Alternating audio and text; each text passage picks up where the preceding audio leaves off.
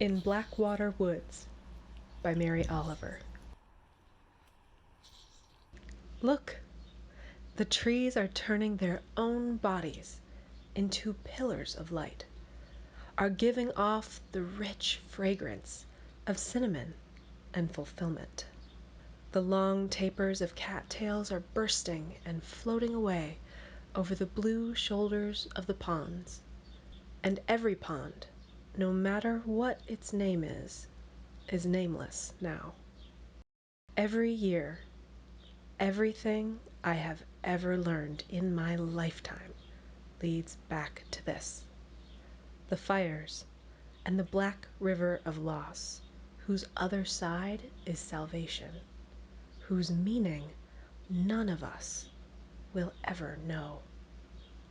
To live in this world, you must be able to do three things: to love what is mortal, to hold it against your bones, knowing your own life depends on it, and when the time comes to let it go, to let it go.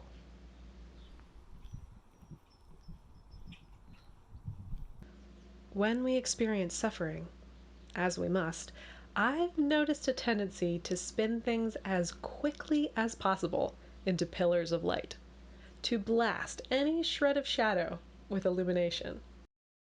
Barbara Brown Taylor calls the negation of darkness in favor of divine certainty a kind of solar spirituality. In our culture, even though a 24-hour period is half night, we call it a day. Our ecosystem needs death, but we name it life itself. We erase or designate as evil the darkness, difficulty, pain, and death. We can't understand how a benevolent God, a spirit of life and love, could do such things to us.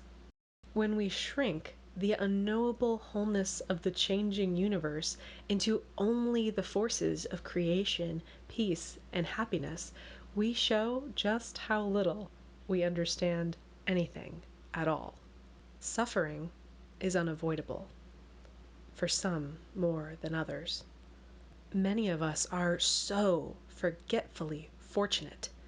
We have homes, food, able bodies, water that pours from the sky, and that more often than not we call gross.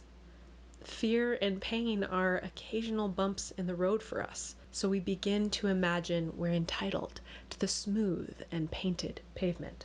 We buy into the illusion of independence and get lost in endless neon. This is a trick of the light. Many of us are more familiar with trauma.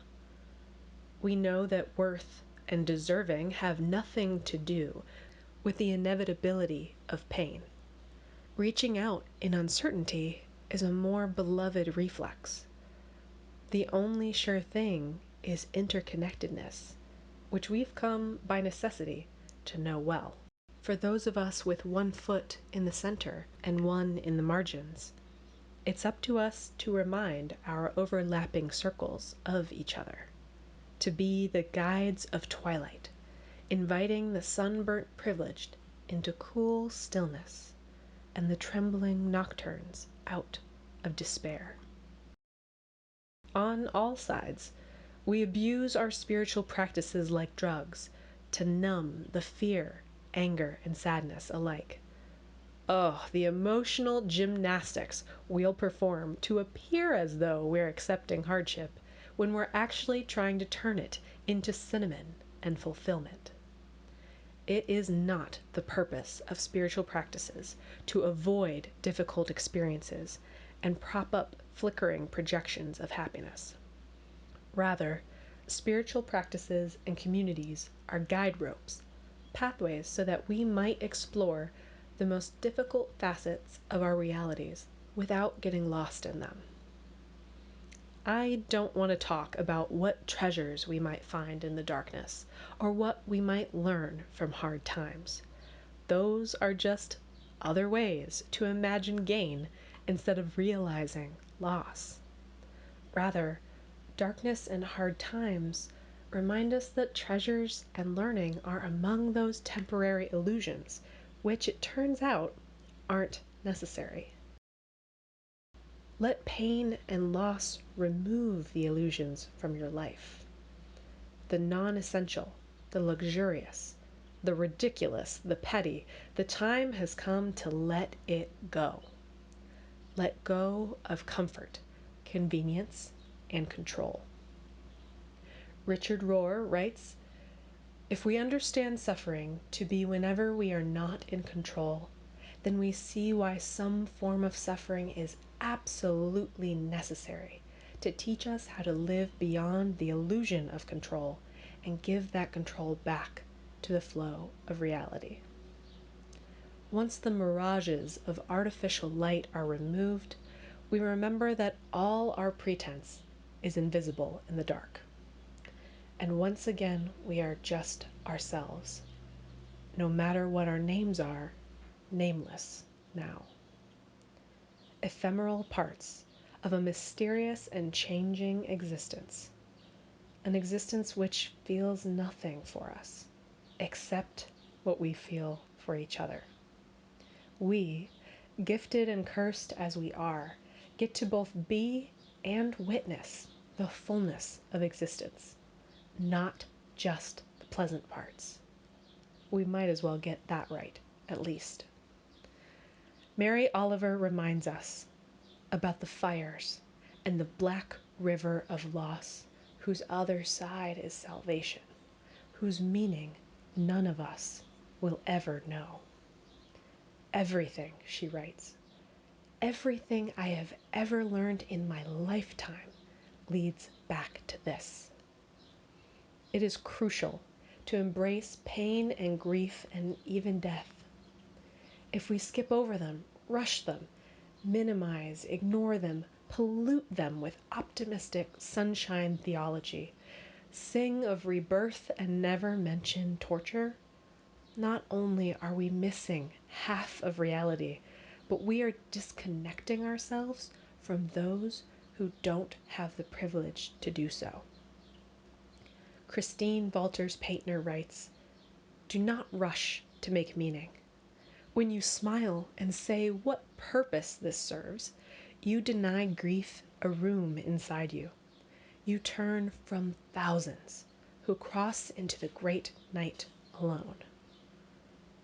I urge you to embrace the times of sorrow. You must trace the intimate contours of loss.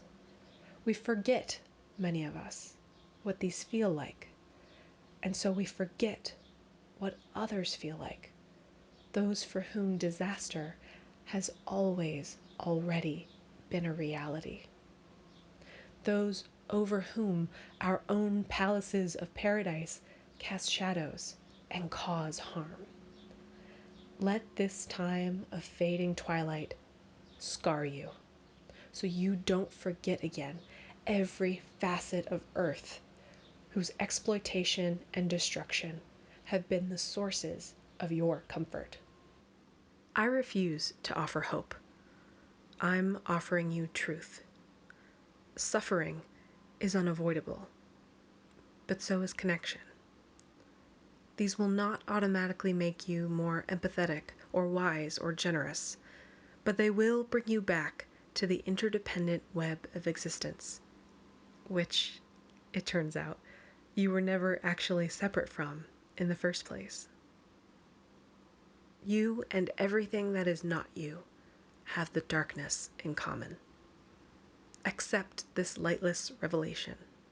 Reduce suffering caused on your behalf. Most importantly, spare others from having to go through the darkness alone. May it be so.